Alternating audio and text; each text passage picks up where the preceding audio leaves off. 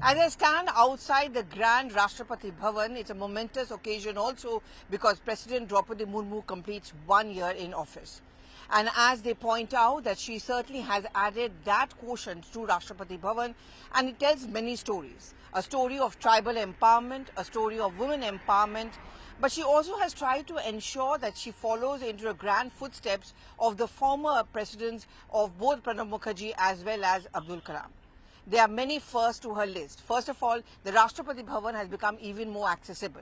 There are several, centers which have been opened there. Visitors of all grades are allowed and invited, whether they are young children. Large number of tribal women at one point of time had also arrived to meet up with President Droupadi Murmu. Apart from that, there are corners which have been set up, which are accessible not just to a common man, but those who perhaps are not so privileged to come to Delhi or to enter Rashtrapati Bhavan. She's tried to make it a Rashtrapati Bhavan or a president's house for everyone and everyone's president. Also, when she became the president of India, she also brought a very strong messaging with her. Not just about women empowerment, but someone who actually has risen from the ranks. Someone who did not belong to a very privileged family, and she was tribal. That was one of the main points which was raised by her when she was elected as the president of India.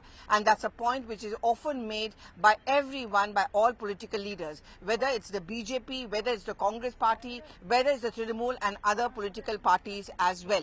Well, there are many firsts to her list. There are many programs which she carries on. She, of course, carries forward the programs of the government as the President of India usually does. But apart from that, going to tribal universities, inviting professors from tribal universities to also come over here, that's been one of the work that she has clearly done.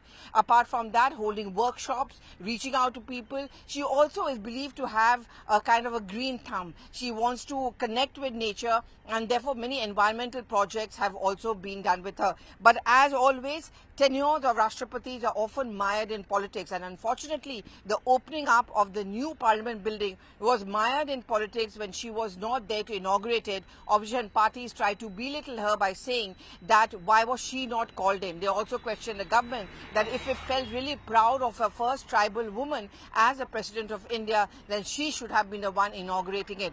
But beyond all that, politics is certainly a grand moment for not just her as a humble background tribal woman, but also a strong story of women empowerment, and with many firsts to her list.